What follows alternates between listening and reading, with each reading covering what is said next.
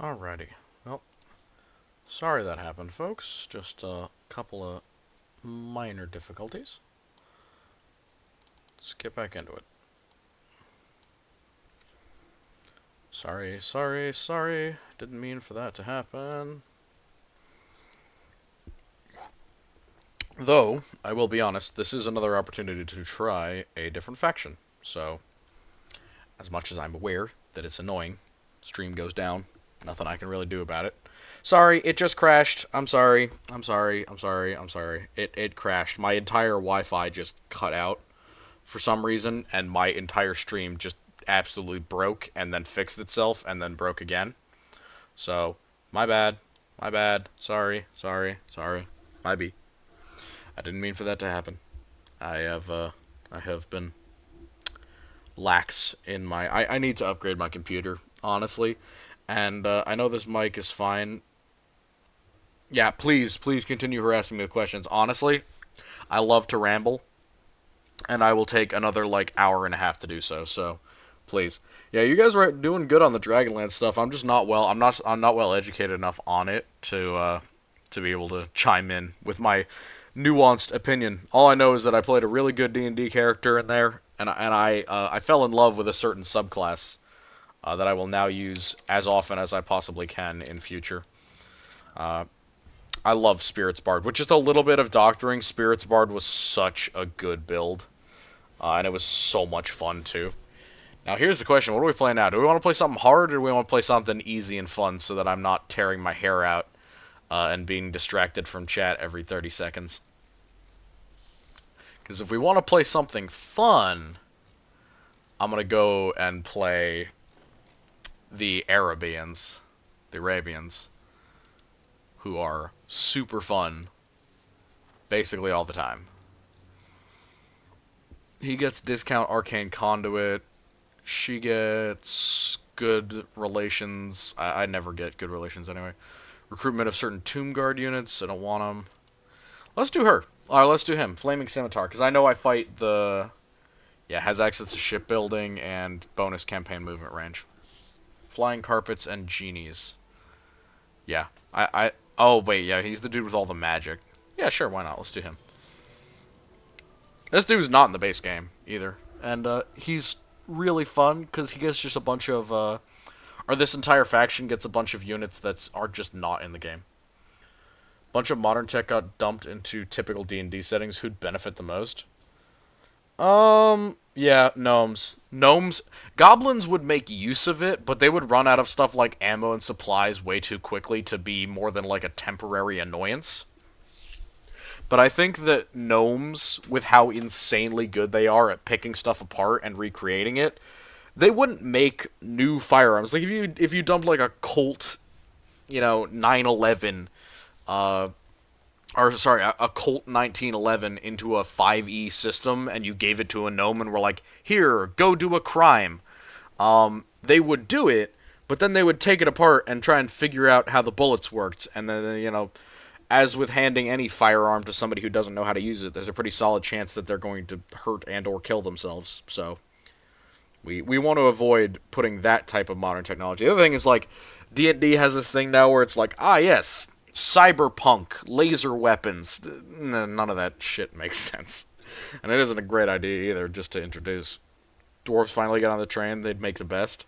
Take 100 years before they start adapting large scale. I mean, yeah, unless the gnomes went directly after them, or, I don't know. I feel like if the gnomes said that they made something that was a better weapon than any dwarf ever could, some dwarf would take that as a personal insult and decide to go and make, like, a repeating rifle, or something like that. Like, that's how the M1 Garand for the dwarves gets made. It's just some gnome who made, like, a model 1919 bolt-action rifle, and then the dwarves were like, nah, I can do better.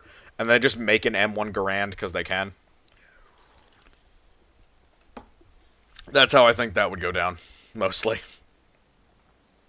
And just between you and me, I think that another race that would make very good use of firearms that we don't often think about is humans.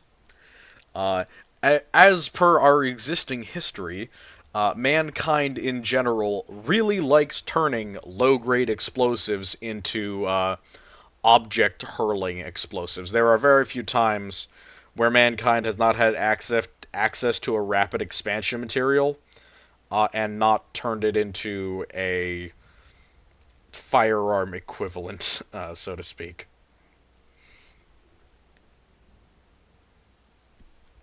So yeah, I think the humans would at least use it for their endless wars as they have in fifth edition. Also, questionable dragons might actually go against anyone using firearms. So it might be a thing of like theoretically culturally hyper conservative on a large societal scale. Oh yeah, no. As a group, I'm sure that they would shun it even if they started using it. But I think that they would very quickly. I think they'd very quickly have some individuals who are against the societal grain, or especially in the overworld. Most dwarves who are the hyper conservative, they don't go out into the real world all the time. It would be the adventurous dwarves who are out doing adventures, who are, interacting with other people who end up getting access to firearms and then reproducing them. I think that would be the most likely situation. Yep, exactly. Dragons are scary until you shoot them in the face and they die. Like with a lot of things in fifth edition, if you have a way to just solve it via killing it instantly, yeah, that is generally going to make that thing a lot less scary. That's one of the issues with things like vampires and zombies is that, come on, tell me that a zombie is scary if you have a cleric around. They're just not. I cast Glock. Uh, I don't know. I feel like they would go with muskets before anything else.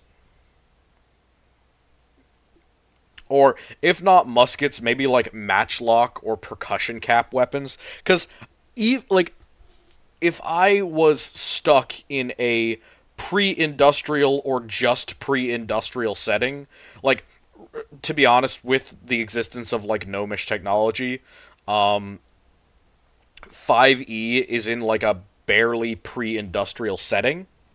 But if I was in that type of setting, I think I could reproduce a percussion cap weapon if I had a pistol and a bunch of rounds to like explain what I wanted. Like, okay, here's 9mm. I need you to make that for me. And then also, you see this thing in the bottom, the primer? I need you to make that for me, right? And he's just like, yes, yes, you understand? And I think you could pretty easily figure out how to do that. Okay, this dude, he's got some economic stuff. Mostly the Zufbar 42 pounders. These dudes are just the Ottoman Turks, which are hilarious. Yeah, we're gonna wait on that so I can keep getting units. Yeah, the other thing is they have all special units as well, which is nice. It's nice to have that. Arabian Corsairs, yes. These guys, archers. Nope, one of archers, and then 1, 2, 3. Yeah, just all archers. Because the thing is, we're about to fight zombie skeletons and vampires, so yeah, faith, steel, and gunpowder. You mentioned that before, how you're a big Empire fan, and I agree. I think the Empire is great. Um, they're not my favorites because I happen to subscribe to a very particular form of religion in 40k. But I'm not against them. There are plenty of individuals in the Empire who are very cool and definitely not working with my faction anyway, and that's why I approve of them. Definitely not. Objectively, I would never try to infiltrate the Empire with my chaotic rhetoric and attempt to liberate your people. Of course not. Winks nervously. Um, Nothing unethical would ever happen under my tyrannical rule. Nothing, of course. Of course not. Dwarven pike and shot formations? Yes. Yes, dwarven tankers, super small but hella effective. I don't know. I don't know about dwarven tankers. I don't think that dwarves like being confined in that way. I mean, like they're not claustrophobic, but at the same time, I don't think that they would. I don't think that they would just be chill, like being stuck inside of a vehicle that small, making that much noise. Again, I might be wrong. But that's just me personally. I don't think that they would do that. Sharp-witted. Yeah, no. Yeah, we're going to get all these guys in together, and then once we do that, once we have a nice 20 stack, we're going to head south. Because that is the only way to get this campaign going. I played him a couple of times before, maybe like once before, with any amount of, you know, oomph to it. But he 100% benefits from having these melee characters. Proud, greedy, and sharp-witted. Yeah, we need to wait another turn so we can make some more money. I need more money.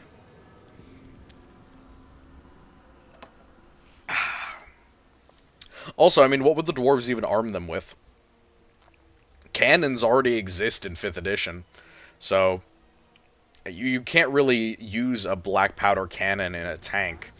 Granted, I'd love if you could, but the fact is, you can't. Or you can't really effectively do it. Alright. Yeah, we're gonna head down south. And we have to take the Awakening, because otherwise we just kind of lose. Cannons lined with runes made of mithril. Yeah, see, that's still the issue of reloading them, right? Because they'd be explosive, but literally core out mountains. Yeah, I mean,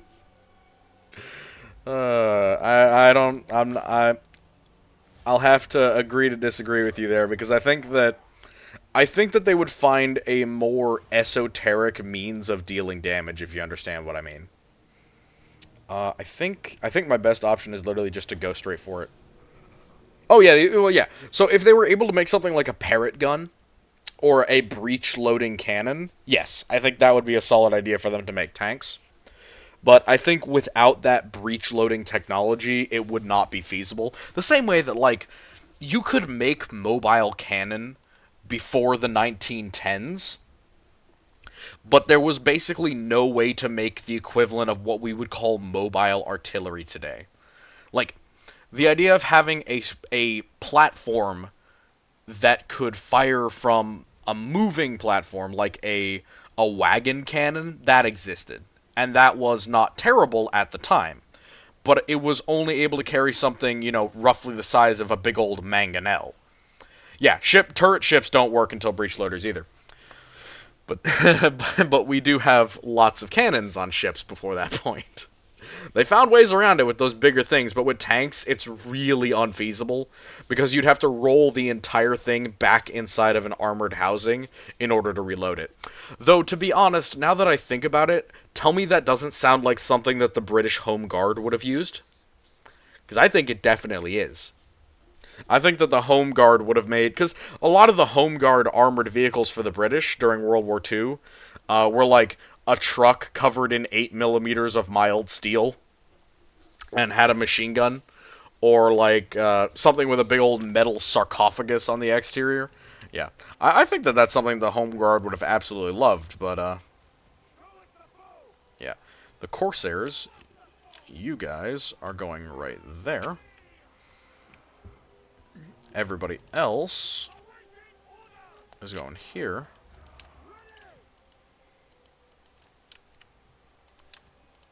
You're going here. Huh, funny. Alright. Archers. Yeah, you got hella stuff, so we're gonna leave you there. Alright. Let's see what we have here. Yeah. I feel like I've fought this exact same fight before. Alright. You are going here. You are going here. Luckily, these are vampire counts, so they literally have no range units that aren't artillery, which is fine. Or, well, they don't have good range units that aren't artillery. But your range units are going to get countered by my range units. pretty much entirely, because I have more archers than you have. And then the sirens, and then basically everything else is just gonna, yeah, just climb wall. Climb wall. That's how this works. Everybody should be moving. Yeah, we're good. Yeah, love the home guard. Anything that's not nailed down. Machine guns are big for them, though, and I think that it's one of the major advantages of the home guard that they have a lot of them. Hi, how you doing, bud? Glad to have you here. Oh, I came up with an answer to that Tau thing that we were talking about earlier. And I am starting on making their video, even though it's not going to be out for probably a couple days. And I'd like to run it by you so that I can at least say that I talked to you about it before I made any permanent decisions. So if you're willing to stand here for like a couple minutes, I would love to run this idea by you. You cool with that? I'll wait, because I know it takes a while for people to get back. Glad to have you here. Alright. I still stick by the 200-meter range thing, but that's assuming that you're just using the rifle without any of the assistive materials that the Tau have. Essentially, I have the accuracy and the vaunted range of the Tau weapons is related to 3 different things. One, and the most important one, is the interaction between their scopes and the stabilization / accuracy increasing things on their weapons. So that gyro stabilization and the helmets, that's the first thing, and I think that roughly doubles their range. So now they're hitting out at the same range as las guns with just the helmets and the standard Tau stuff. So at 400 meters, they're hitting with what is basically a light plasma gun for most of their weapons. So that's the first step. The second one, and I think the one that makes sense with their super long-range stuff, is that their drones can literally do what our modern artillery sighting reference systems do, which allows them to basically aim way, way up in the air and identify exactly where their rounds are going to go. So they can fire almost beyond horizon like an artillery mounting. And I think that makes the most sense because it keeps the literal range, aka the physical distance at which a plasma bolt can be controlled from the rifle, relatively low, or it keeps it relatively contained by, like, logic, but it allows you and me to agree that, yeah, it can reach out to really long range when the Tau are using it out to 400 meters, roughly, and that's with the basic rifle. Not the shorter ones, and not the sniper rifle. The sniper rifle, I think, could easily get out to 1,000 meters with that secondary assistance from the helmet and the gyro stabilizer. The third thing is the drones, which allow you to essentially kind of get even further range by being able to angle fire and drop the plasma almost at a mortar or like a heavy standard ballistic round angling. Which I think allows them to even, again, triple the range again. So it would go from 400 meters when used in the hands of the standard Tau Pathfinder or Fire Warrior, and then when you use a drone in addition to their helmet systems and their tracking systems and things like that, you out it again to 600 meters, which is now beyond the effective range of a las gun in terms of getting its full hitting power. Can we agree on that? And I think that would apply for all their weapons, which means that their actual long-range rifles are even better. It also means that even those little short carbines are now reaching out to somewhere around 150 meters. Good rationalization? Good. I thought you might agree, because I really, that kind of struck me yesterday, and I was like, oh, they have all these bonuses and buffs. Maybe it's a collaborative effort between all of their technology. So yeah, we can agree on that. We're good with that one. Because I really was racking I'm going to be honest, I was racking my brain for like the last 3 days on how to do this in a way that you and the rest of the Tau fans would be cool with. And I think that's the best rationalization I can come up with. The collective I noticed that. I noticed that you and your 2 buddies there showed up to the conversation, and all of a sudden the entire vote went towards the Tau, and I was like, huh, fancy that. Fancy that. The Tau guys all got together and gerrymandered the hell out of my voting system. I'm kidding, obviously, but like I found it funny. I was like, oh, I'm sure I'm going to have to do this type of video or that type of video. And then all of a sudden, the entire vote changed. And I was like, how the hell did you get 40% votes out of that? Yeah, you mad lads, you did it. You definitely you massively changed public opinion some fucking how, and then you guys proceeded to dump a bunch of hyper inflated stats and lore information onto me, and I was like, oh god damn it, I'm gonna have to I'm gonna have to rethink what I'm doing here. But I am very happy about it. You guys are great. You've been such good sports with somebody who really doesn't deserve it, who doesn't know all that much about your faction, and quite frankly, for a couple of for that entire video, was kind of speaking out my ass. It's not your vote system; it's our vote system. Sayos machine. Correct. Very correct. All right, I don't even know how this fight is going because it's such a mess. It's one of the reasons I don't like this faction all that much. Not the Arabians, but the zombie pirates is kind of like all of their units either do really, really well for the first stage of the battle, and then the rest of the battle is like the Skaven. You're just kind of running around trying to figure out what the hell is going on. And I can't use my magic because they're all on a wall. That sucks. Oh! I can do this, though.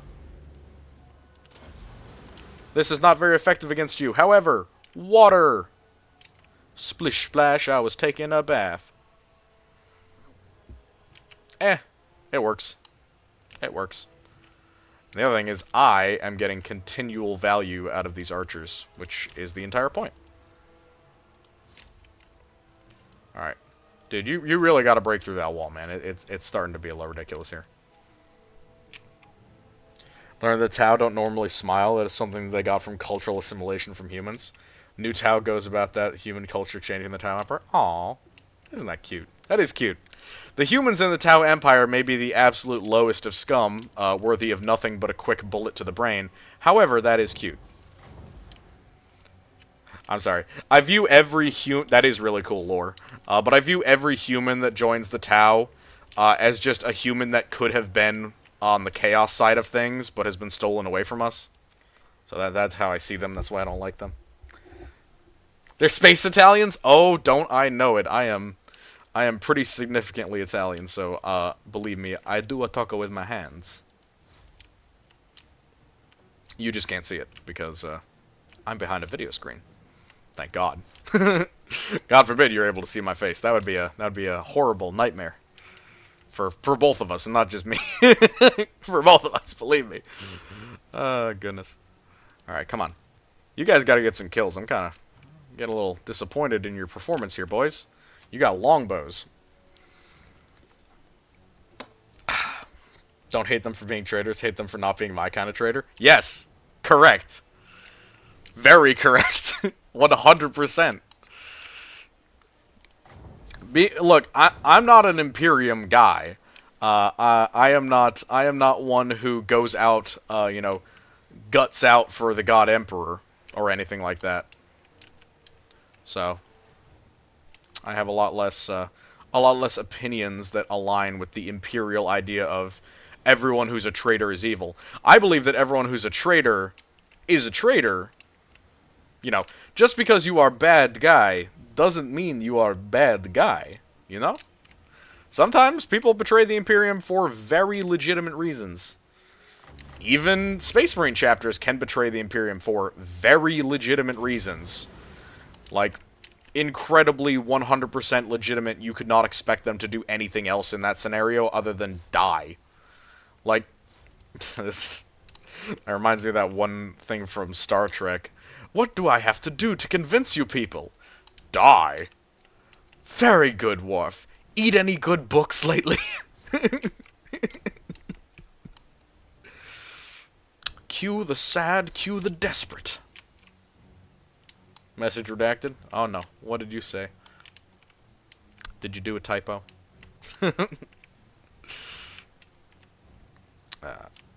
Tau Waterkiss. Hey, we got you a Votan, GF. See, that's the other thing. The cake is not real. The cake is not real. The Tau, the big booty Tau GF meme is not real. I do not believe for a second that they're actually allowing that type of interbreeding. Not only because I think it just wouldn't work out genetically, but also I think that it's just propaganda. So I don't think that that's real. I might just be in denial, but Denial is a river in Egypt. So. Jesus. No, I don't believe. Oh, come on. Tell me he's not lying, though. Tell me he's not lying to try and get propaganda out. Yeah, exactly. Caste systems, man. How do you deal with the child of a human and a Tau woman? It just wouldn't work. It'd be like, you're just in the Guavesa class forever now. You can see the image from the cover of the book. Makeup. Makeup and like After Effects. I'm gonna be like a flat earther, but it's with female Tau. Despite all the evidence, I do not believe you. Yeah, it doesn't mean they're for humans. Good point. Good point. Terrible point, but good point. Oh, God. Charmed? Who's charming me? These sirens? They're ugly as hell. Gross. Why is that charming? No one's charmed by this. No one be charmed by that. What is the book asking for a friend? No, let's not look at female Argonians. Matter of fact, let's not look at female Argonians ever. Especially not on the internet, for the love of God. Got Brassa here, who's a Tau fan, you, who's a Chaos fan, and me, who's a Guard fan. We just need a Marine player or another Xenos fans for diversity. I am a strong advocate of diversity within the fandom. I've also, for some reason, got into a bunch of flame wars on Instagram now with people who are just being mean to tourists for no reason. And while I support trying to tell tourists when they're wrong or when they have the wrong idea, especially tourist creators, God, nothing pisses me off more than tourists who are also content creators. All those people on Instagram or on YouTube who are like, they just do sensationalist bullshit content just so that they can get that, click from 40k fans because we're so insanely content starved. That pisses me off more than anything. And some of them are more egregious than others. But I think it really is the people who switched over from doing D&D content to doing Warhammer content, because they think that they can just switch the genre around and it has the same exact effect on the fans, and that's just not true, because they don't know. Some of them were fans at one point, but being a fan doesn't make you a lore master. Neither does reading a lot of books, I'd like to add. You need to actually think, consider, engage with the content a lot more than either a tourist or just a player. It is complicated. Yeah. So I'm saying Votan DF. Dwarf Short Stack is real. Aren't they like clones? I have yet to see a female Votan. That's all I'm going to say. I've yet to see a female Votan. I don't know if they exist. For those who know. Oh boy. Alright. God damn, the depth guard are just brutal, man. Brutal.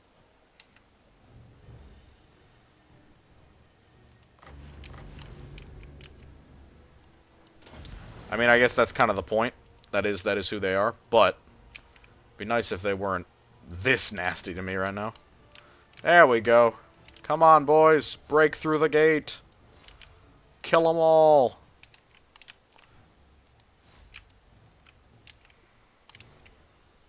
We need some serious firepower. Tourist creators are annoying. Yeah. Yeah, it's bad on both sides. Honestly, people who like... I really don't even want to talk about the dude on Instagram today, because I was so 100% sure that he was just doing it to be inflammatory. Like, he was using language that you would use to just be inflammatory to other people. And that pisses me off more than anything, because you are now using...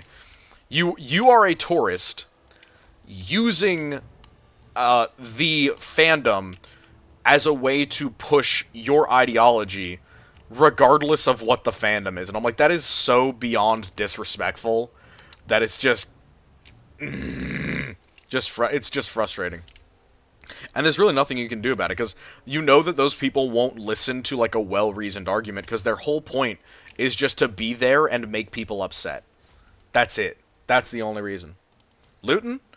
I'm gonna be honest, I have not listened to him in a while. Mostly because I've been focusing on my own channel, and because I took a break from Warhammer lore in general. in order to make corrupt contenders.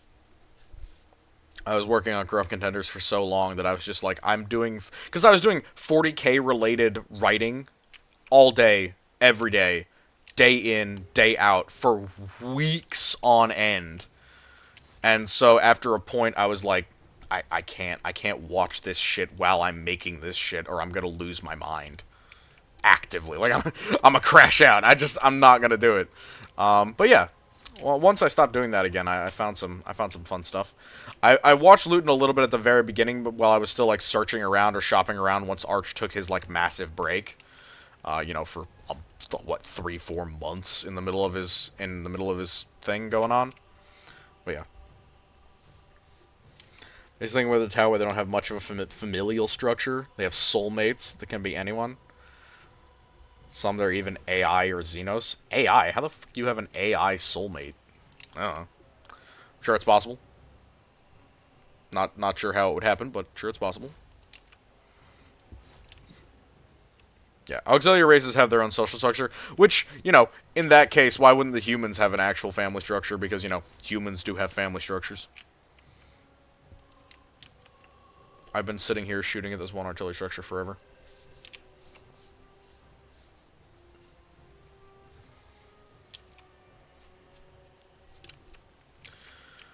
Yeah, well, I can tell you I don't understand the AdMech. You know that. I've made AdMech videos.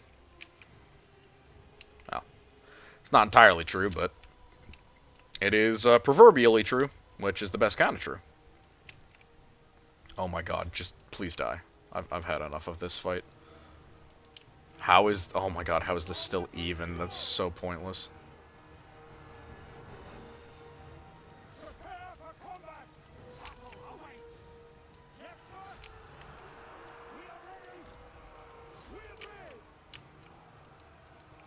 Alright. We are Sigma's heirs!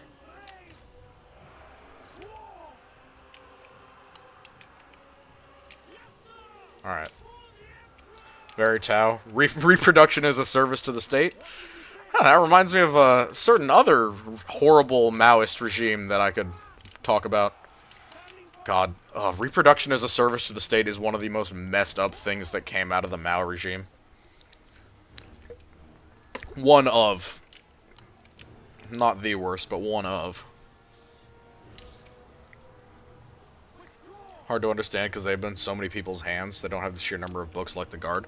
Or Space Marines, but I think whenever a new Space Marine author is born, much like the Targaryens, God flips a coin as to whether they're going to be sensationalist or realist. And that coin is so heavily weighted towards the other side that it hasn't flipped the correct way in several generations, basically.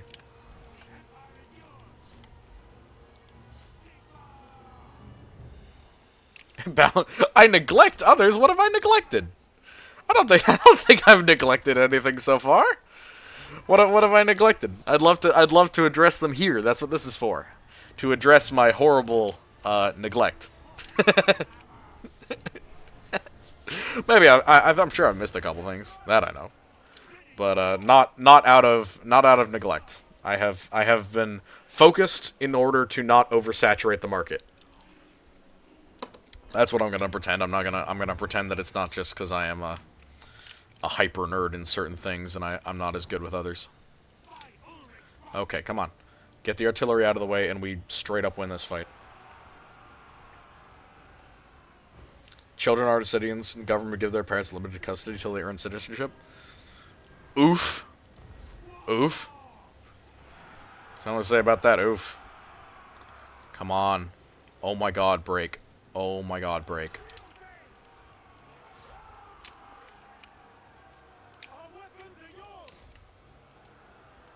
Please break. Please break. What in the hell? For the Emperor!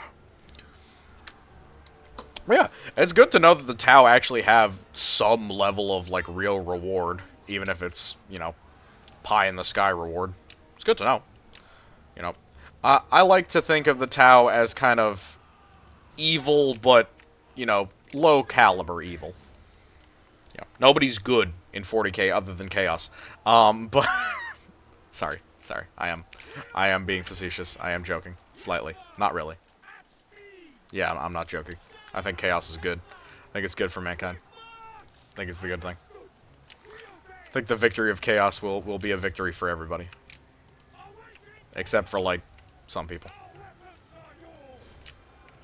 But those people were enemies of the people, so it's fine. Alright. Alright, how do I make you drop to the ground?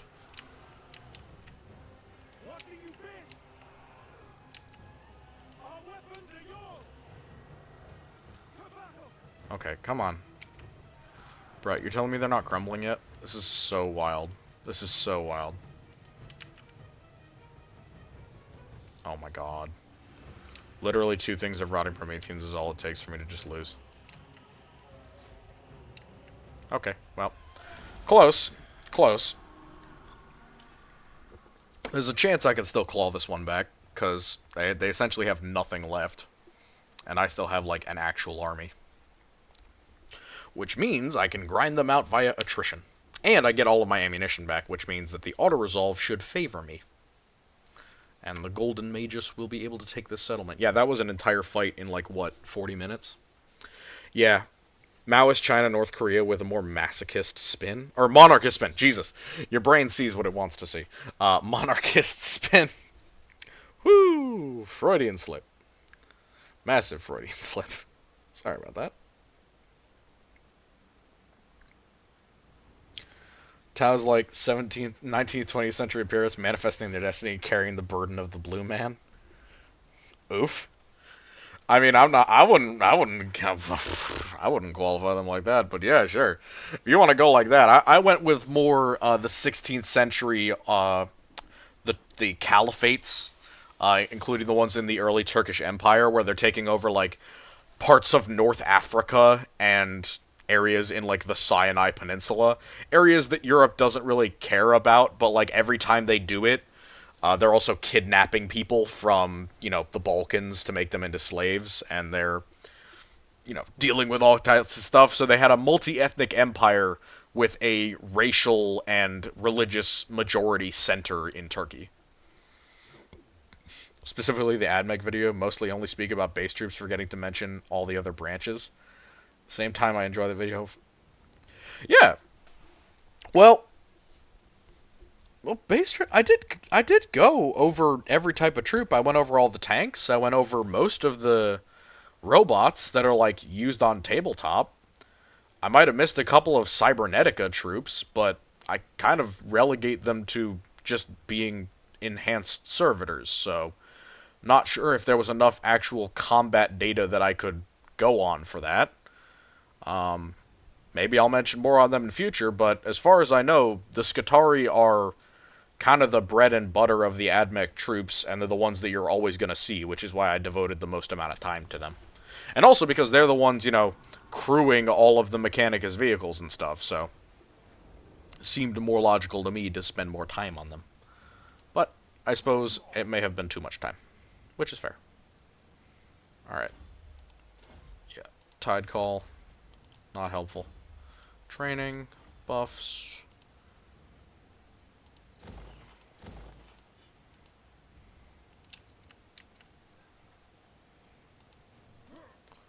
Alright. Guy Haley. Tower based on an India for the caste system. OTAM for the end of history period. Pre-2001. OTAM.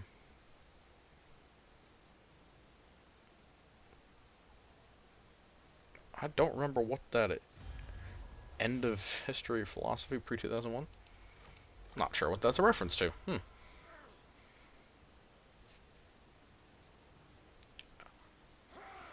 I don't know a ton about Battletech. I should probably get more into it, because it seems to be, you know, every time GW does something stupid, everyone's like, look at this alternative Warhammer setting that actually has fun things in it. It isn't cringe.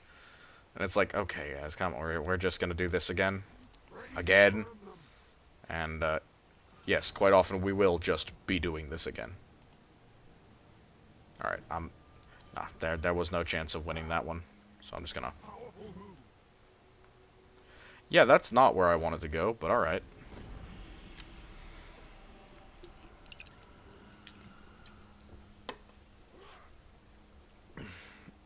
House of Steiner sounds like a... Oh! Oh!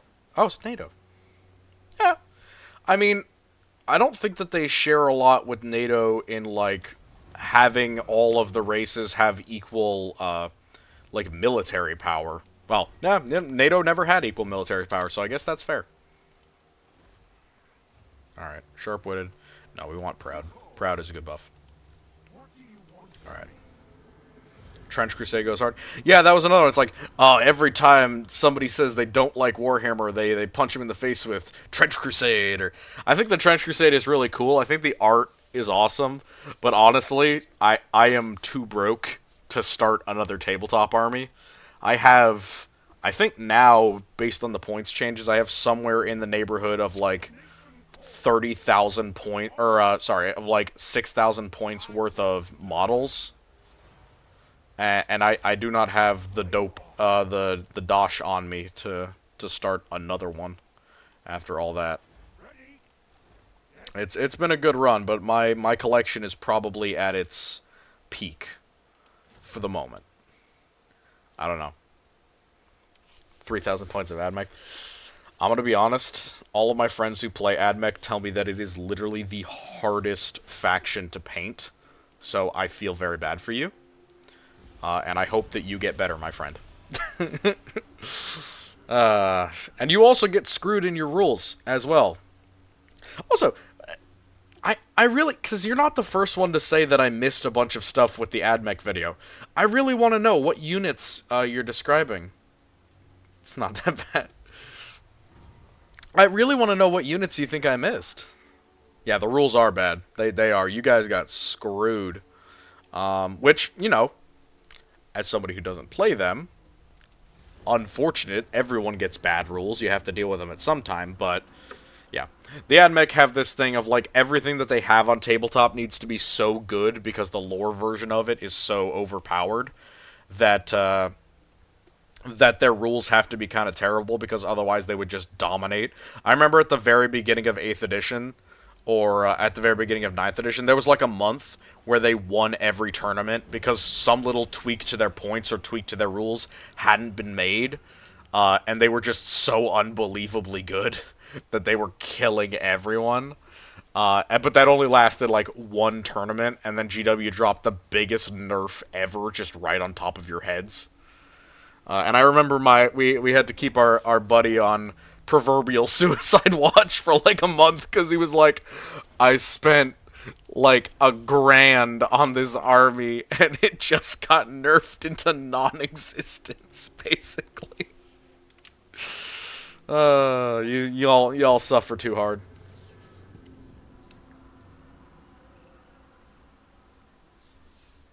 TC, very iffy to you.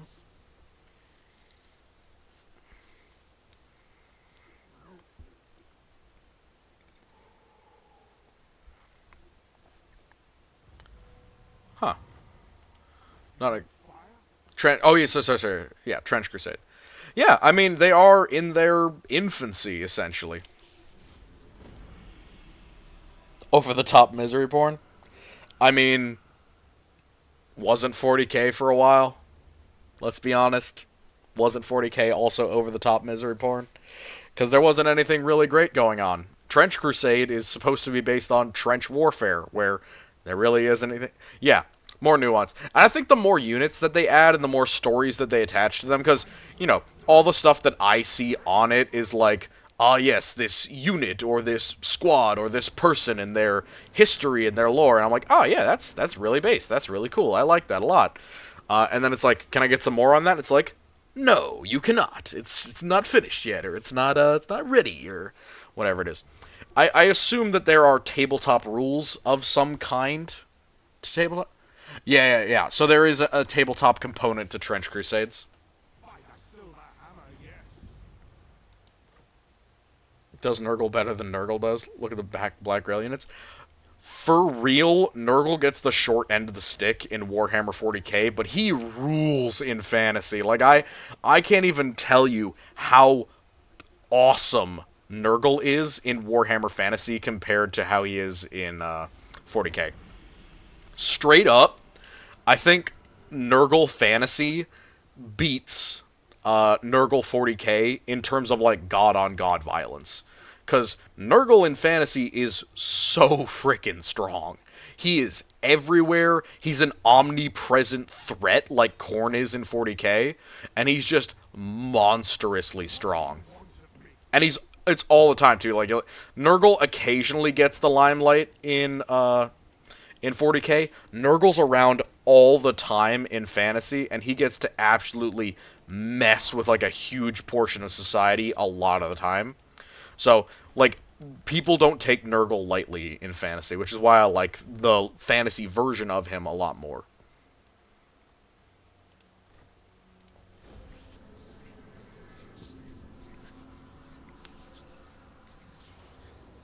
Yeah. And that's how they should be. It should be straight up disturbing to play against. Honestly, I think they missed the chance with the Death Guard to do that because they wanted them to still operate like Marines. I think that's fine, but I think they should have had some Plague Marines who were not Plague Marines, because this is a thing that comes up with Nurgle warbands. People always look at Nurgle warbands and they look at them like they do World Eater warbands. They say, "Oh, World Eater warbands are just like 40 berserkers," and it's like, no. If they were 40 berserkers, all of them insane, all of them unable to like function, how in the hell is the warband making decisions? Who is in charge? No one. They would essentially beat each other to death most of the time. So, with Nurgle warbands, it should have been like, oh, we keep a couple of elite Plague Marines around, but we actually have normal Marines who are just diseased, not actual Plague Marines, but diseased Marines who are just like our normal rank and file infantry. That's how it should have been. But people just did not do that, basically, ever. And it has massively affected the Death Guard as like a faction now. Which is, you know, unfortunate, but it's not the end of the world. I just don't like it.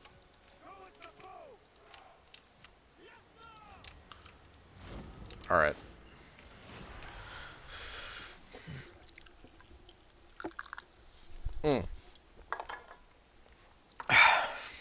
Some bits of humor and absurdity that breaks the ice every now and then.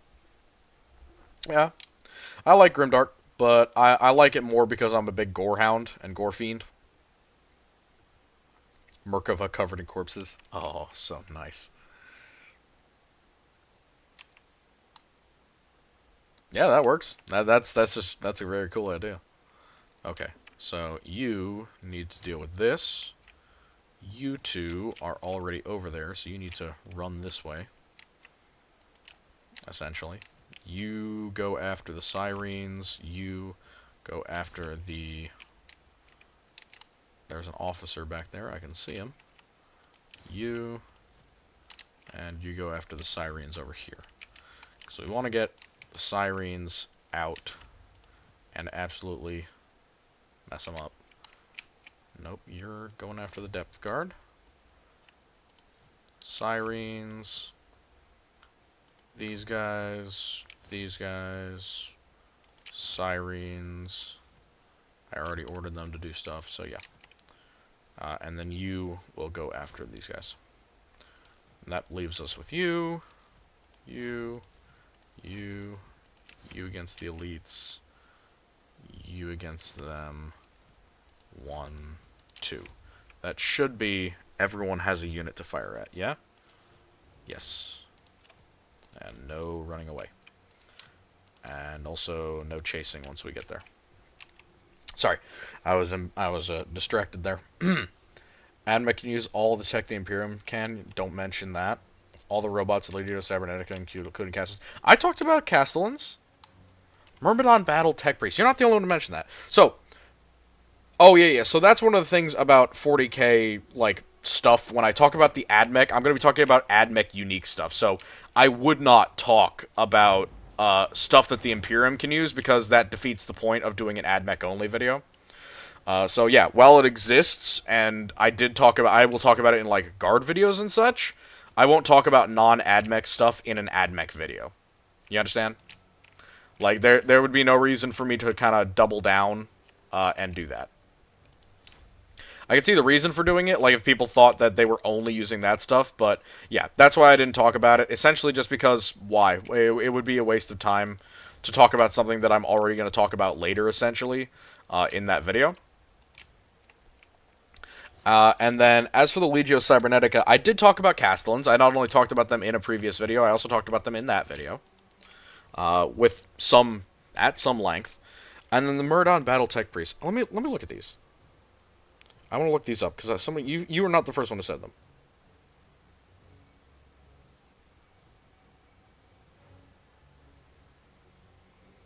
Give me a sec.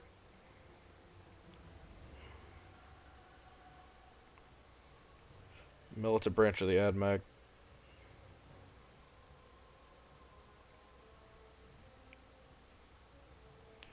Okay, so these look.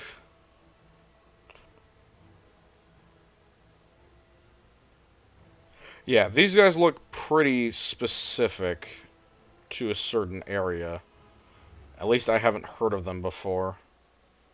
I could look into them. I think the only one that I would say I genuinely didn't hit that would be a common unit would be the Fulgurite Electro Priests. And I'll admit that I didn't touch them. But the reason I didn't talk about those Myrmidons is because they don't seem all that common.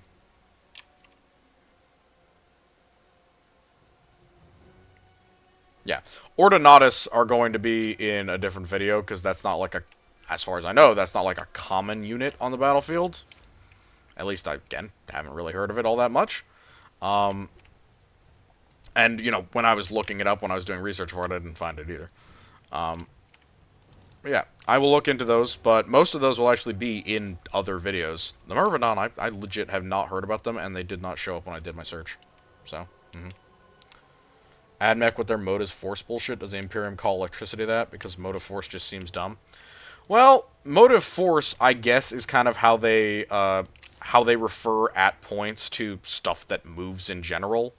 So they can call it motive force if it's like the combustion inside of an engine, but at the same time, motive force also definitely is like a real thing within the machine spirit, or at least they consider it a real thing. So, not really. It isn't really like some sort of dumb term. It just is something that can refer to multiple different types of forces, like combustion, or expansion, or steam, or that kind of stuff. Or electricity, that's the other one. That is the thing. So, yeah, it's more of a term that can apply to different things, rather than just being, like, nonsense. There is plenty of just AdMech nonsense out there, but that is not one of them. I think I'm going to lose this one. I have too many range units. I'm getting shot out.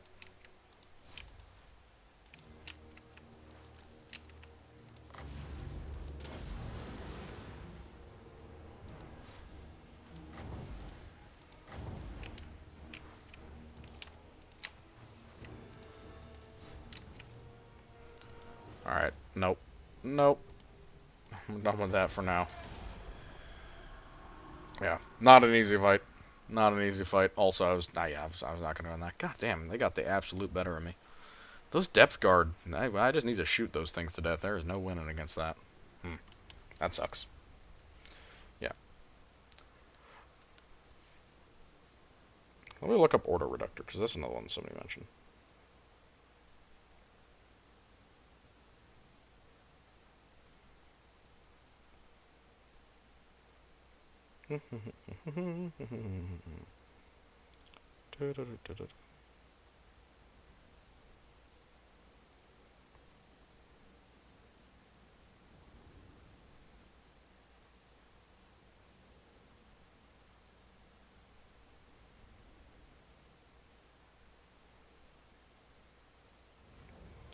Are pretty much all of these things that you're referring to just from the heresy? Because it seems like a whole bunch of them are just, like, heresy specific.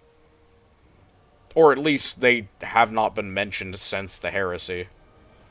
As far as, like, all the automata classes.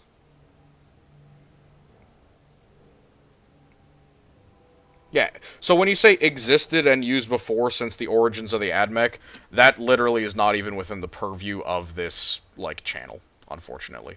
I wish it was. I wish I could go further into the heresy stuff, but it's just not within the purview of what we're doing. We do, at the end of the heresy, well into the Imperium, up to the opening of the eye. So, sorry, but there is some stuff that falls outside of that scope, unfortunately.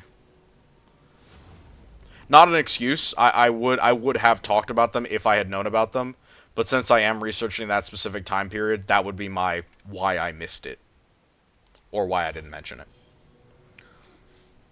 So Order Reductor or Order Myrmidons are seemingly outside of the scope for these videos, unfortunately. Yeah.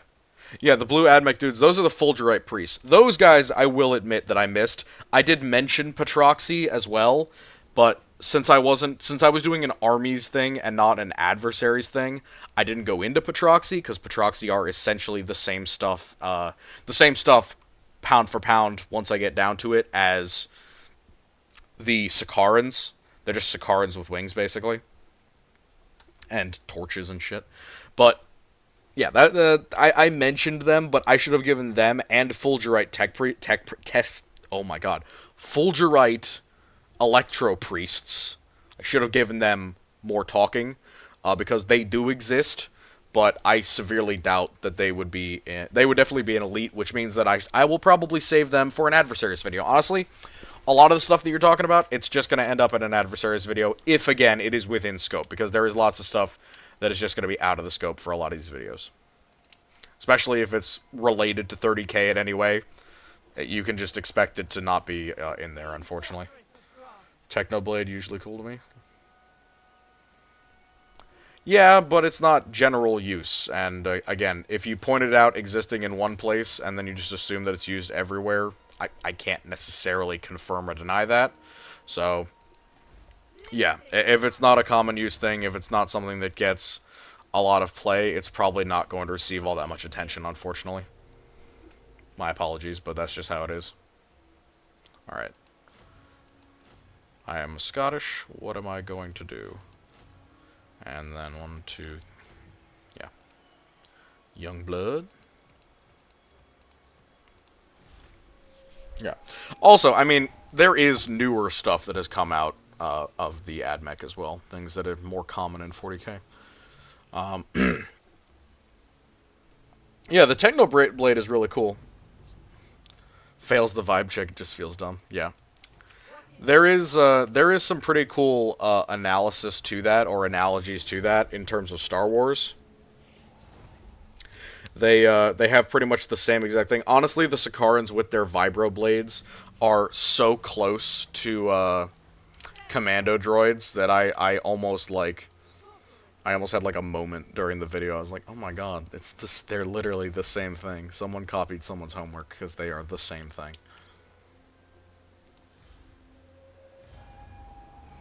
Yeah.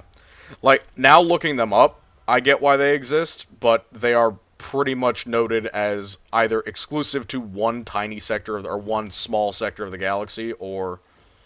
Do orcs need to sleep? Yes, they do. Yes, they do need to sleep. Yes, they do need to rest. Yes, they also need food. There are some people who claim that they don't need to eat. They do. Tau becomes sort of drones is made for psychological war, but broadcasting a sound frequency that makes you unable to sleep normally. That is fucked right up. For real. That is really messed up, honestly.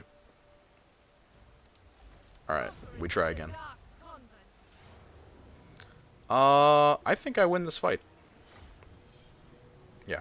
Orcs do need to sleep, they need to drink, they need to eat. Often they can eat their own dead, or they can eat their own mushrooms, though. So starving out orcs isn't really an option, because they literally crap mushrooms out their rear, and then they wait for them to grow, and then they eat them, because orcs are disgusting, animalistic creatures.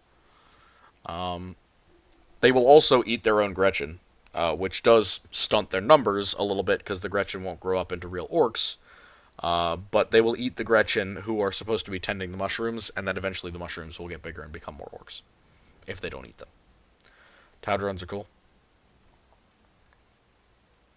Yeah, yeah, they would. Their drones, they do they. I think do they use collective AI or do they use something really basic? Because I feel like having straight up AI again in 40K. Manual Noreja. That is funny. It's fucked. It's fucked up, but yeah, it's funny. I I don't know. Every time that I we go into this idea of AI in 40K, I just get reminded of the whole chaos thing, and I'm like, oh yikes, man, that's just a bad thing waiting to happen, you know? It's not always the case, or well, it's supposed to always be the case, but because of the leagues of Votan, it is now not always the case.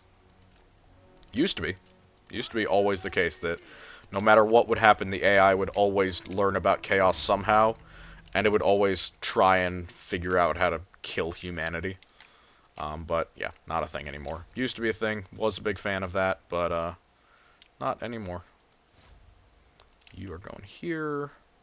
Who's your most elite infantry? That's probably him. Going for that. Going for that. Going for that. Going for that. Going for that.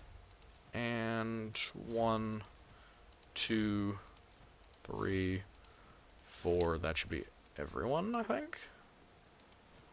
Yeah, you go for the Hydra. Yeah, they do seem to be an exception to the AI. Yes, they do. It's a weird thing. It's unfortunate, too, because I think that it would be cool if they, like, had issues with chaos in their AI.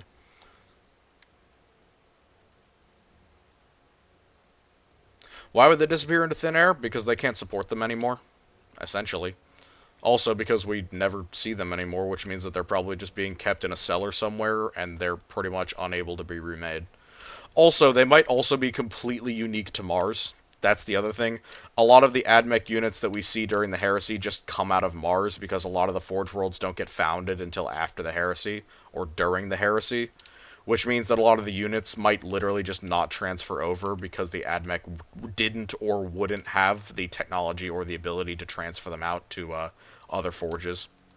That would be my reasoning why they would just disappear into thin air, is because they're somewhere underneath Mars somewhere, but nobody's looking for them, nobody's found them, and they're impossible to reproduce, which isn't unreasonable.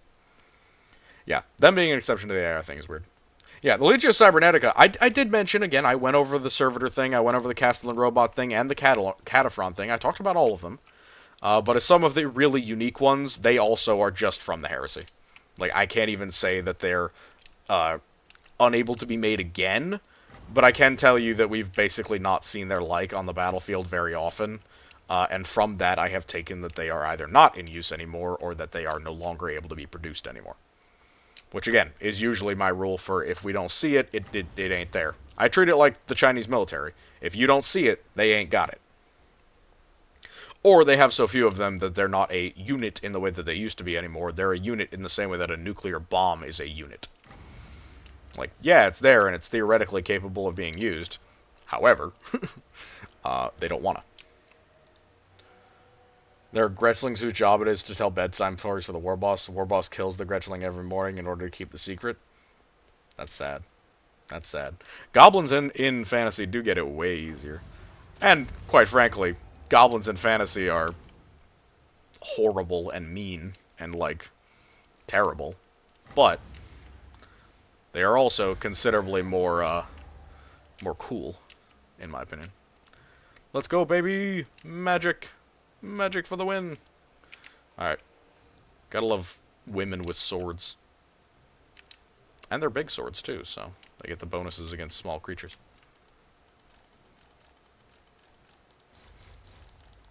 Yeah, kept in an emergency box, and we'll see it after a major forge gets invaded. Yeah. And that's why it just doesn't get talked about, because if I talked about every single impossible little technological bit that the AdMech had, it would literally no longer be an AdMech Armies video, because that stuff is never going to be seen on an actual battlefield 999 times out of 10. One unit of super unique stuff from the Heresy that's been passed down between unit to unit for generations is just not going to be on your average battlefield. Which is why it doesn't get in the Army's videos, unfortunately. It is cool. I am a big fan of that kind of stuff, but if I can't justify it, I can't do it. Can't do it, can't do it. Yeah, Mars probably has a literal Trajan's vault worth of just shit that is break in case of emergency. 100%.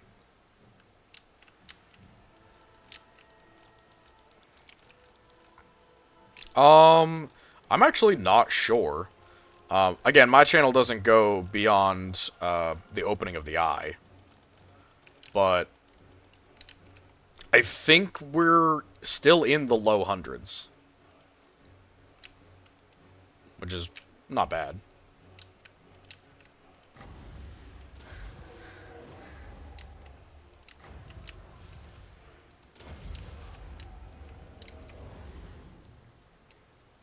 My dude, favorite kleptomaniac. Well, he is definitely a something, I will tell you what. He's not an ethical sorcerer of materials. He is much more of a psychopath. I don't know. I see the way that he, like, goes about collecting people or trophies or whatever it is, and I immediately think about the implications of somebody being in stasis for that long, and I just get terrified. Because stasis can be very rough as far as like a way of preserving people. But you know, preserving items, fine. That's okay. Time won't ravage them that harshly. But storing people in stasis for that long, oh my god. Oh my god, that would have some negative side effects. And not like happy, funny, haha, aging with gray hair negative side effects. Oh yeah, 100%. He'd be like the British Historical Society's best and most famous member. Definitely, for sure. And you know, with good reason. He's good at his job. I will not besmirch his name. He is definitely good at the whole being a psychotic collector. The man just belongs in Fallout instead of 40K.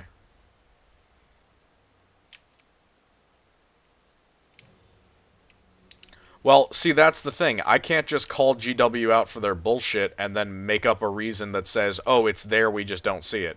I would love to do that, because if I was going to do that, I would just pretend that there are thousands more Chaos Space Marines than there ever were, and we won like 30 years ago, and they're just denying it. But unfortunately, I can't do that to you ethically, because that's simply not how the lore is at the moment. Again, this is the thing. If I hate the lore and I can give you a justification as to why it is different, I will justify it to you.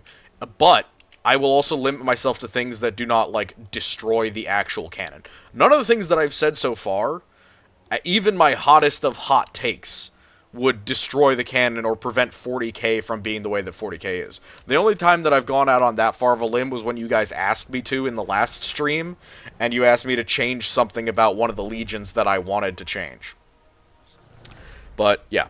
Where there is no lore to say that it isn't, it just isn't. We have to justify it in that way, and that's my best justification to you, is that stuff will either be hyper-localized directly from Mars, or it will be behind that breaking case of glass. It will not be going out with an AdMech army. It will not be going on the offensive because it is too important, too hard to replicate, too impossible to do without the original technology and the unity of the heresy, which we don't have anymore.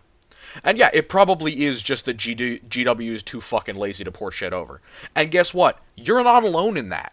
You want to know how much I wish the old Chaos models from the Heresy were brought over? A lot. I really, really wish that all the unique units that we had from the Heresy, especially the ones for humans, you know, the Imperial Army, I wish that our militias got back. I really wish we had that again. But we don't. What's the lore on it? Well, they all got recycled into Imperial Guardsmen. Then where are my thousands of Chaos Imperial Guard units, huh, GW? Where's that? Where's my thousands of Chaos regiments? Gone. All dead. Dead in the scouring. Fuck you, GW. Fuck you, GW. That's my response to that. I don't like it any more than you do. But I can't do anything about it. I can't go over there and yell at Guy Haley and the rest of the boys and tell them to get their shit together and give me my Chaos units that I've been waiting for. But I can't do that any more than you can, even as much as we might want to. It's a sad life. It's a sad life we live. Yeah, we doing good. One of the Lost Primarchs to be in there. I kind of want Lehman Russ to just, like, fall off a cliff, maybe, and crack his head open on, like, a big, I don't know, a big ironic stick. Something like that. Yeah. Chaos can't use mining lasers like you mentioned in the Gene Stealer video. Yeah, you want to know what else we can't use? Any of the melee weapons that Gene Stealers get access to. You know what we can't use? We can't use any of the guard weapons. We're not allowed to have las guns ever. We're also not allowed to have our own trader guard units outside of this one unit now. Which, while not terrible, I am glad that they added that. It's not an excuse. It's not an excuse to not give humans their own area in the world. You want to know what's hilarious? Humans have conquered more. Chaos humans have conquered more and held onto it for longer than the Black Legion ever fucking has.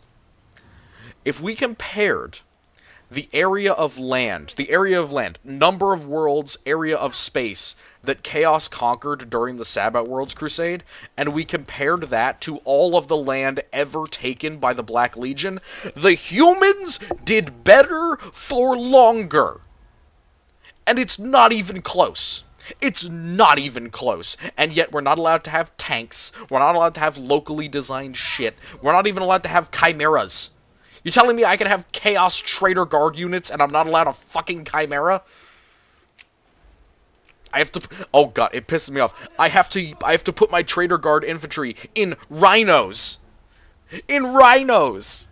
How stupid is that shit? I'm allowed to take a rhino, an expensive, mostly ceramite armored vehicle. I'm allowed to take that and give it to my army, but I can't have a goddamn Chimera? Are you fucking kidding me? That's literally ridiculous. That's literally ridiculous. Just, it's so beyond the pale stupid. Yes, literally rhinos, metal boxes. Rhinos.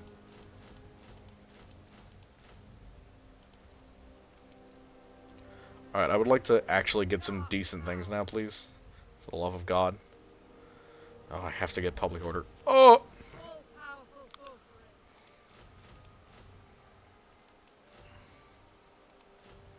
Alright, there we go. Yeah. Chaos isn't allowed metal boxes. We're literally not allowed to have them. We're allowed ceramite boxes for some reason, but no metal. The Space M113. Yeah.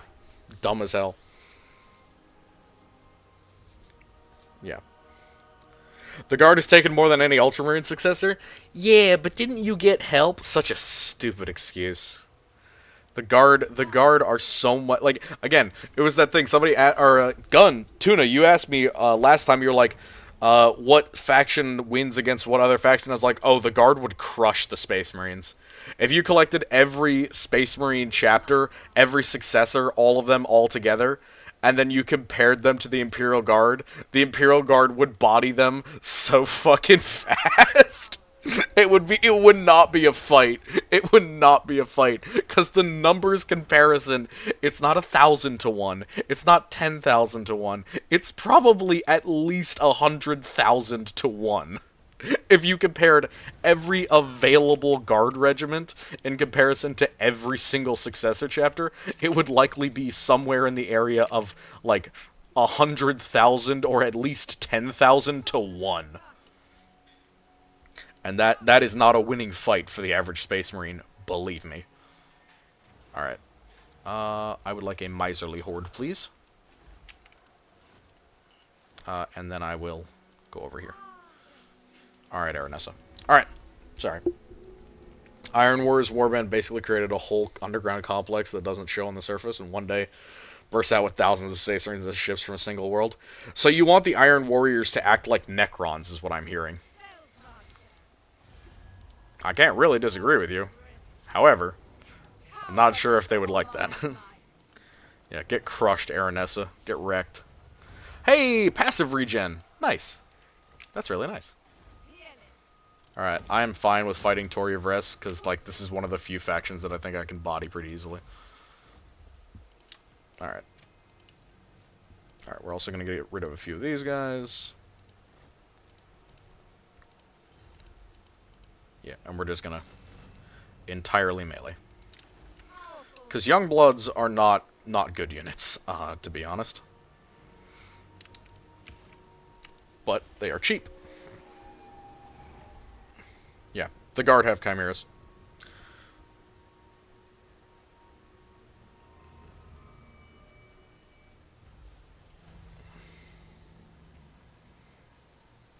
Yeah, the Guard would win in any fight because effectively they will produce more Guardsmen at a higher rate than you can produce whatever factions units you want to talk about. Which, while hilarious and a little bit scary, you also just have to think about, like, what unit would genuinely think they even had a chance? Iron Warriors don't do things because they like, they do things because they are very bitter people. I like them. I like them too, my friend. You want to know why I like them? I like them because I think silver armor is bitchin'. That's why I like the Iron Warriors.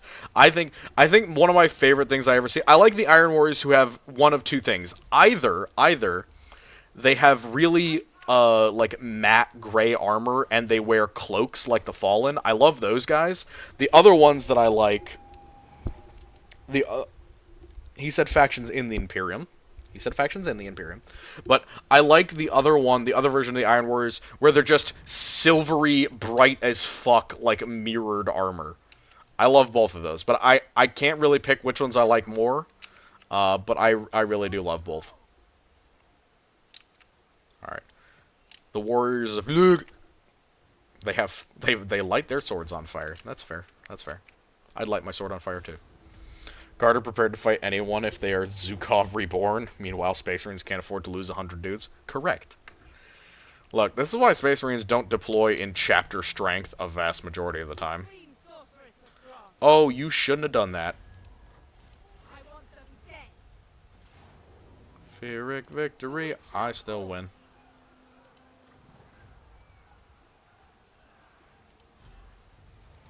Yeah, baby.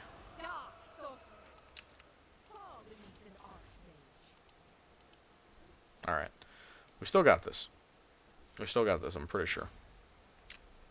Yeah. Trialnia. Low waste on it. The AdMech would win. No diff at all. No diff at oil. How about this? You're not allowed to bring Titans or Knights. Though, to be honest, I think in reality what we're all forgetting is that the Imperial Guard also includes, or would include, the Imperial Navy. And if we didn't include the Imperial Navy into at least one side, everyone loses to the Imperial Navy. Because no one beats the frickin' Imperial Navy.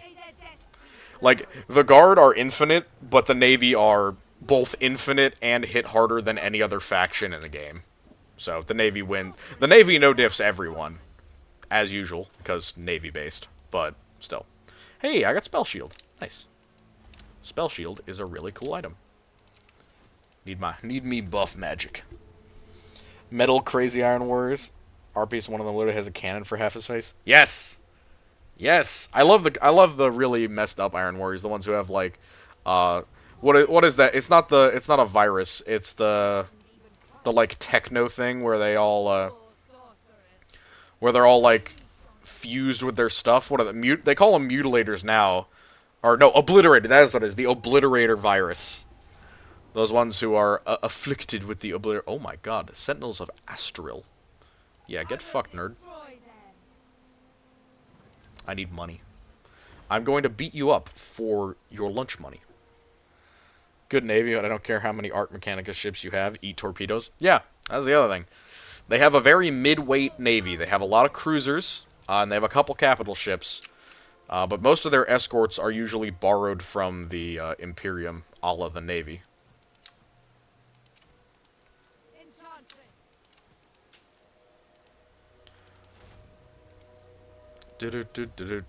Hey, alright. Yeah, this is why I love her so much. She just has Flockadoom, Flockadoom, Flockadoom, Flockadoom, Flockadoom, Flockadoom. And you could just... It's kind of like her version of Orbital Bombardment. It works on everything. I put that shit on everything. Imagine if instead of the Imperium, the Mechanicum unified humanity. That would be a very depressing future. However, it would technically, theoretically, be better than the Imperium to a degree. I think the issue would be that there's too many things that can just theoretically no-diff the Mechanicus, like, security systems. And that would be what really scares me, because, let's be honest, there have been quite a few times where the Mechanicus get messed up, not by, you know, enemies that are stronger than them. It's enemies that know them, like the Dark Mechanicus, who can work around their security and effectively cuck what should be a really secure faction. So, I think, you know, theoretically, if you say that the Emperor started out on Mars, for example, that would completely change the future. But yeah. No one has a match for 100 sword-class frigates in their interstellar bonsai charge. I hate that you said that, but you have a very good point. Alright. Alright. Hey, buddy, I need you to back off. I'm taking this city. I'm taking this city in a couple of turns. Why do you have dark elf voice lines? You're Scottish. That doesn't make sense. Also, again, sword class frigates are one thing. What about, like, Cobra class frigates, or Cobra class corvettes and stuff? A couple hundred of those, they each fire, like, what, 6 torpedoes? Black hole super weapons go burr? Your black hole super weapons have worked sometimes and not worked many, many, many, many, many other times.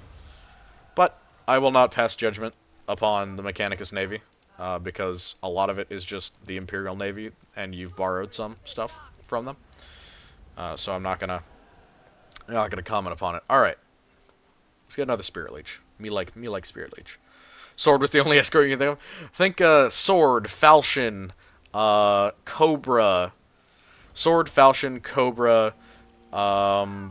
Shit. There's another one. It's gonna take me a minute to think of it, though.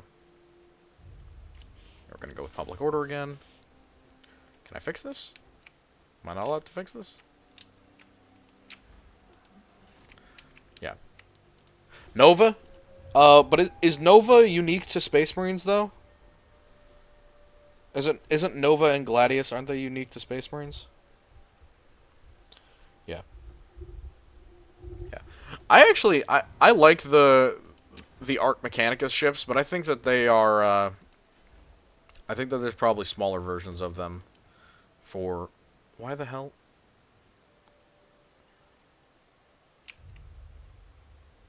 Nova can be put on normal ships?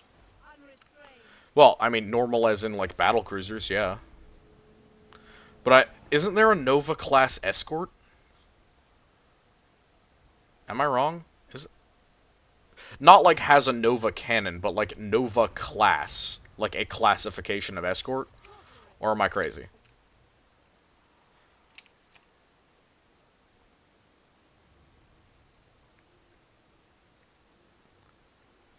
I mean, not really. I mean, that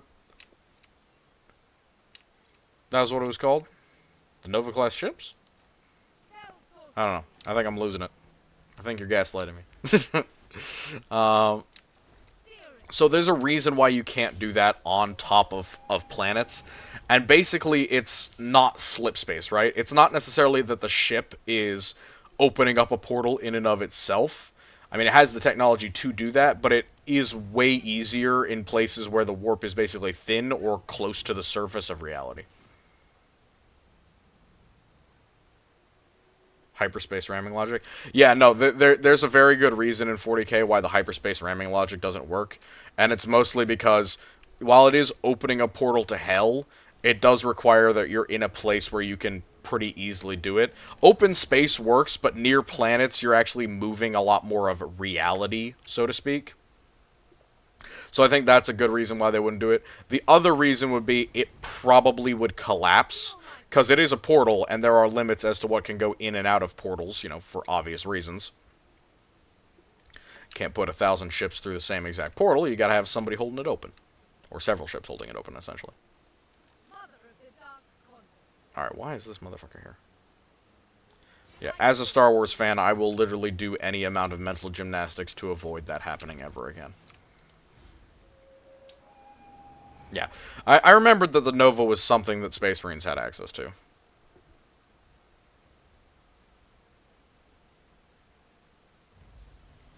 Yep, hyperspace kill missiles at each other. Such a shame. It really is like one of the worst... It really is one of the worst hits to the lore that we've ever had. Which is really just unfortunate, for real. Bro, you should not have done that. You just killed yourself, for real. Though another reason why they can't do that on some planets might just be because there's not quote-unquote access to the warp on them. But yeah, I think the best logic would be that it would be either instantly collapse or the warp engine would like overheat itself trying to open up a portal where it doesn't want to or where it physically can't.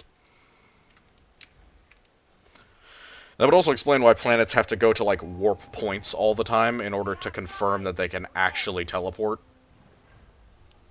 or get into the warp. And I feel like that would be it. Because you can emergency warp jump, but you are generally almost always in space when that happens. As far as I know, it's never been done on a planet. Probably because it won't work on a planet, for whatever reason. Alright. They're going that way. We're friends with them. I think it actually is time to head back north. Wow, that was relatively easy.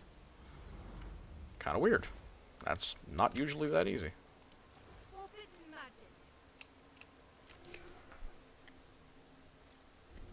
Yeah, the TV shows ignoring the new trilogy was the best possible choice for them, because the lore was not on their side.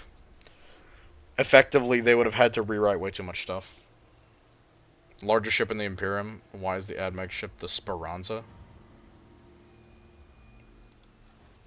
I don't know if you are aware of the phrase, it's not the size that matters, it's the motion of the ocean.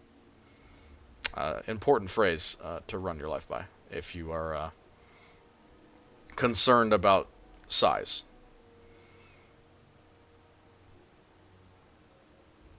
Also, guys, come on, are we really comparing the size of ships at this point? It genuinely is not about size, because, for fuck's sake. Guys, it's not about size. That doesn't matter all that much. Size genuinely can be a downside, because if you have to skimp on armor protection or weaponry, or mobility, it doesn't matter. Moving on. Like, at this point, it's... If you want a lance wall, go look at the Apocalypse battleship. If you really want a lance wall, look at the Apocalypse.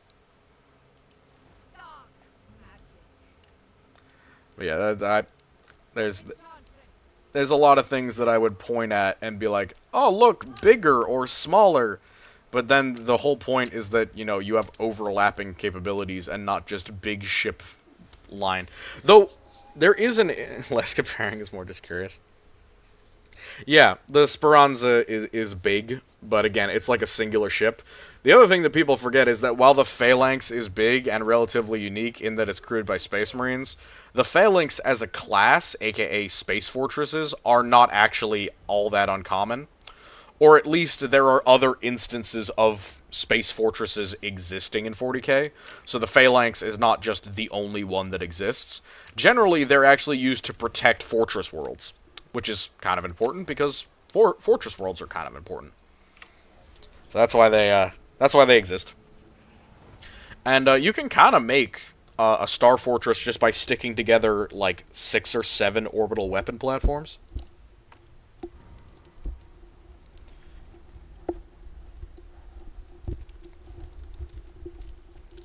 I mean, you say that, but there are literally Grand Cruisers and Battle Cruisers that go off of that exact idea.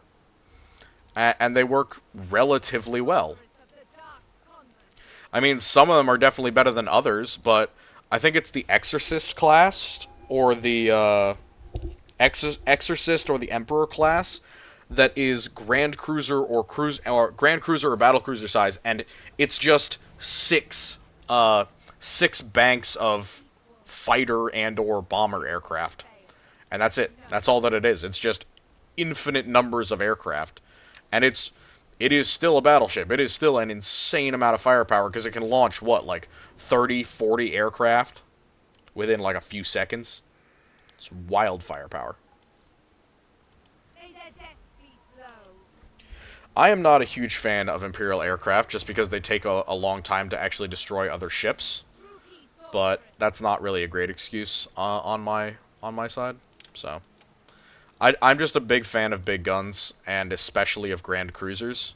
So I think that a Grand Cruiser that gives up all of its firepower in exchange for basically in exchange for aircraft is not a great idea, but again, that's just me. If I was an Imperial Navy captain, I would be toting around a lot of macro cannons and not much else.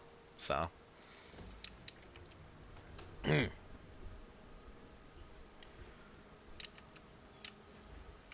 Miss the Imperial Armor books? Honestly, yeah. Same.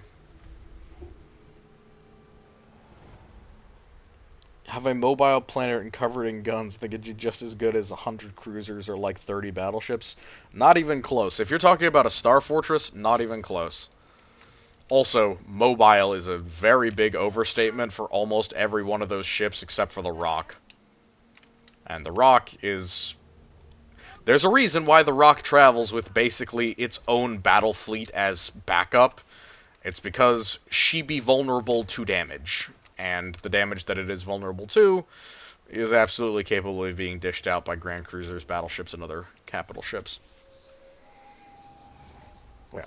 The World Engine is its own fucking thing. But yeah, the Speranza, again, it's a similar thing to that. It takes damage from attrition, it will take damage over time, and while it is equivalent to something of the size of a battle fleet, there's a reason that it travels with escorts. It could be hit and run, it has limitations in its mobility, accuracy, range, etc., and when you have a ship that big, that reliant on its own kind of support system, it will always travel with friends because its vulnerability is the vulnerability of the entire fleet, essentially. Because it's most of their hitting power.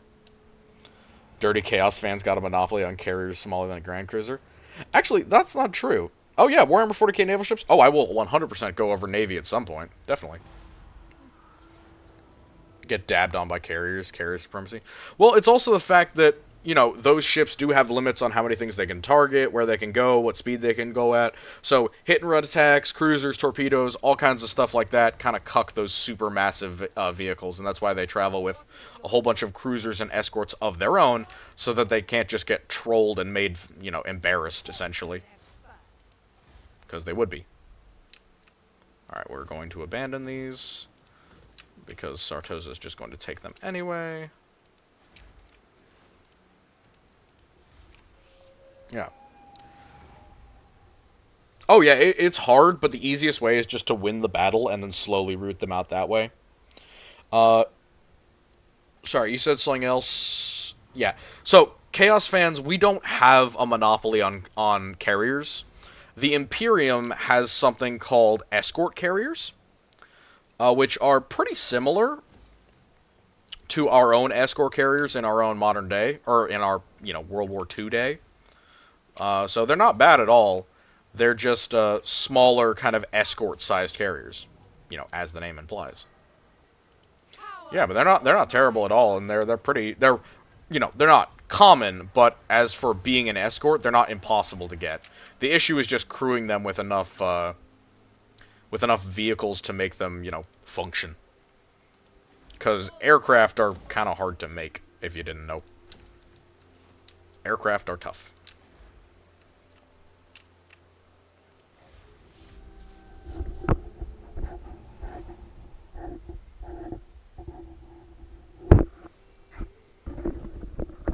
Yeah. So that's the other thing. I do like Battlefleet Gothic. I love that game. But it has a lot of issues with, like, portraying certain classes of vessels or certain classes of vehicles either incorrectly or portraying them as way more common or way easier to get than they actually are. Because remember, most Chaos ships are going to be in the light cruiser or cruiser types. But then most of their actual, like, big fleets, like, you know, Abaddon's fleet, all that stuff is going to be led by, like, 1 or 2 battleships, or Grand Cruisers or Battle Cruisers, or maybe, like, 3 or 4 capital ships, and then it's just going to be an insane mess of light cruisers, and standard cruisers, and stolen cruisers. It's a really cruiser-heavy force, because it's cheap and available. And it's hard to make Grand Cruisers. I mean, it's easier to make Grand Cruisers than it is to make Battle Cruisers or Battleships. But Grand Cruisers have a lot of deficiencies. They're not as good as Battle Cruisers or Battleships. In my opinion, as a person who prefers Grand Cruisers to Battle Cruisers, I think they're better. But even I am aware that I am biased, and I prefer them because I like Grand Cruisers. It's not because they're necessarily better. It's because I like them. Ship size selling like a damn Gloriana. There's being an insurgency in the air ducts and remains of an ancient boarding attempts. 100% that's going to happen. 100% there will be people essentially left behind from old boarding attempts. And the result of that is really just going to be a lot of them are going to starve to death, or they're going to end up as cults in the very bowels of the ship. Which is a thing. And it's a pretty cool thing, honestly. I like the idea of cults just showing up and being like, ah, we're here from 5,000 years ago. Sororitas dating sim gameplay when? When hell freezes over, my friend. I am not that much of a degenerate. Also, sisters, ew. Gross. Women in my fantasy game. Sorry. I'm sorry. I know this. I know there is a sister of battle here. Is the sister of battle listening to me right now? But yeah. I hear that much of it. Oh no. Oh no, now I have to do it. Now I gotta do it. I'd be shamed before my people if I didn't.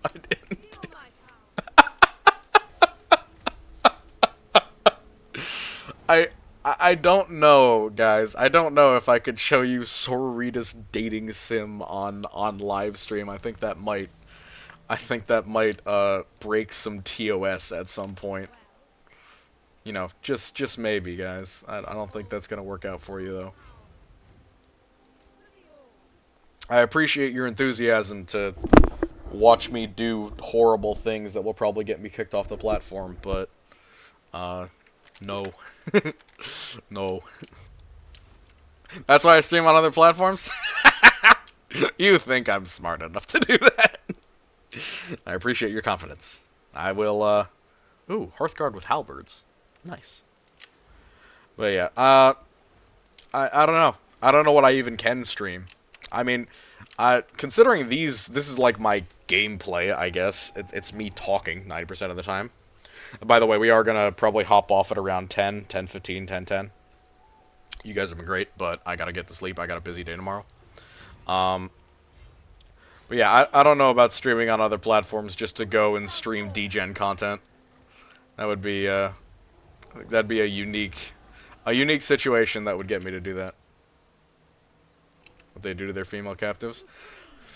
I don't even want to get into it because so many people say shit about the Night Lords doing that, and I'm like, that's really, really not true, man. Like you're blowing some shit way up your own rear if you're talking like that.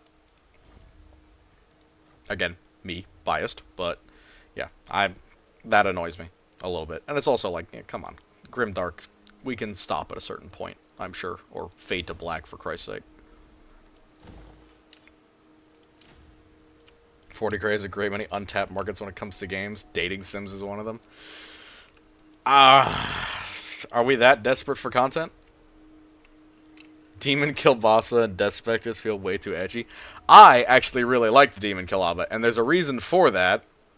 The reason is because I was super into, and still am super into, how Chaos Space Marines have been keeping up their numbers all these years. And the Demon Kilaba is a really, really smart way of doing it, because what it essentially does is it skips all of... Yes, we are starved for good games. You are right. I won't deny you there. I will deny you playing any of those degen games, but yeah. You take care. We're heading out in a bit anyway, but the reason I like the Demon Kilaba is because it's a great example of Chaos Space Marines doing certain rituals or Chaos-related activities in order to essentially skip the process of making their Astartes aspirants ready for the Gene Seed.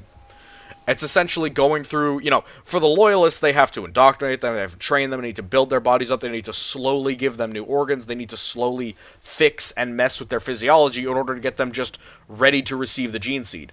Let alone become full Astartes. Just to receive the gene seed, they have a huge, long, expensive process to do that. The Demon Kalaba skips the line for that, meaning that now you can create a Marine in days instead of months or years. Very important. Fills a fills a hole in lore. Yeah, no, it is. It does fit the Iron Warriors well. Yes, and I agree. It is edgy. It is badly written, and to a degree, I think that it is the most Ultramarines fantasy book. But I will absolutely take it as like a proof of concept for what other warbands have been doing, because I have pioneered a concept that I like to call Chaos Proto-Marines, or what I like to call the Black Legion Marine, being completely different from any other warband's Marines. Essentially the idea that the Black Legion are doing something that makes their warriors worse, pound for pound, than an Imperial Marine, but it allows them to have 10 times as many as they would if they weren't doing this process. And what I essentially consider the Proto-Marines is they are literally a Marine minus 100% of the unnecessary stuff. So you don't need all the extra organs. You don't need all the extra modifications. You don't need all the indoctrination. You don't need all the training. You just kind of slap the gene seed in, slap on some extra muscle, get them prepped and ready to fight, and then throw them out on the battlefield, and they essentially learn via doing. And that makes the Proto-Marines, worse at their job, but you can make 10 Proto-Marines for every one Astartes the enemy makes. Which is both why the Black Legionaries get their asses kicked so often, and also why there are so darn many of those bastards.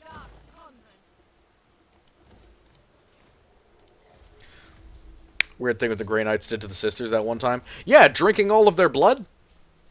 Yeah. It is gross. That sounds like some shit Chaos would do. Yeah. Not fun. Not fun at all. Definitely not a better moment in the glorious history of the Grey Knights, which I hate, and I don't like them at all, so I suppose I shouldn't say glorious history. Made me hate the Grey Knights more than I did before, though I already disliked them. Yeah, me too. Not a big fan of them. I have a friend who was so in love with Grey Knights. This is what he did. He went from being a Ultramarines fan to being a Grey Knights fan. And I slapped the center of my forehead like, God damn it. You went from one faction that is known for being overhyped Super Mary Sue, and messing with other factions' lore, to another unit that is overhyped Super Mary Sue and messes with other factions' lore. Frustrating. So frustrating. But, we can only do so much to try and keep our friends away from the Ultramarines pipeline. Chaos Pipeline, on the other hand, is much more friendly and also user-friendly. Pyrrhic victory. I'll take it.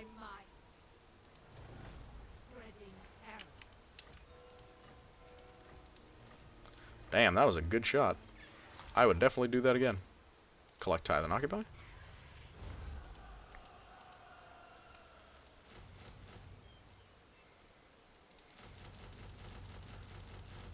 Alrighty.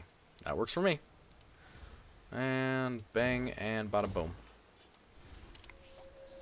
Get wanting to be edgy, but then there's a fine line to edgy cool and Night Lords, and then there's Grey Knight ritually sacrificing sisters in a very uncomfortable way.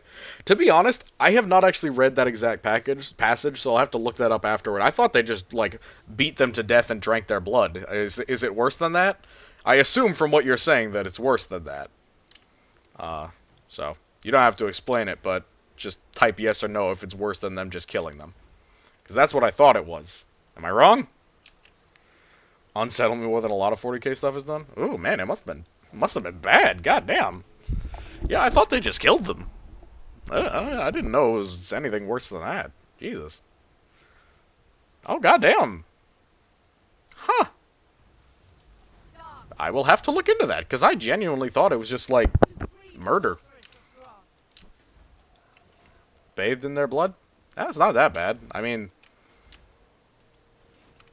I say that. It's not that bad, says the Chaos guy, for whom bathing in blood is a totally normal occurrence. Like, ah, yes, bathing in blood. That's not really all that weird. Sorry. It's because chaos. I get used to it. Yeah. That's fair. I mean, yeah, I definitely have personal things I don't like about other factions. I'd probably point out a couple of them as being very specifically, I just don't like their vibe. Uh, I think the main one that I really, really dislike was, oh yeah, there were a couple of guard regiments that I was really like turned off by. Uh, One of the big ones, I think, at the real start when I was just getting into the faction, I was looking through a bunch of stuff, and I saw the Elysian drop troopers, and I did not like them at all. It might have been like a really personal thing, like I didn't like the art, or maybe didn't like the color, but I believe it was the Elysian drop troopers who I was just like, yep, and we're not playing guard because those guys look ugly as hell. Um, Maybe I was looking up model art or something like that, but because I'm okay with the Elysians now, but they're definitely not up there as like my top faction. And maybe I did just get traumatized by drop regiments. I don't know. Yeah, Harkoni Warhawks are definitely better. Not only because they have cool lore behind them, but also because their fucking art is way better. Alright. Fortress of the Damned. Alrighty. That's it. That's 10 o'clock. We've hit the spot. You have a good night, homie. Take care of yourself, alright?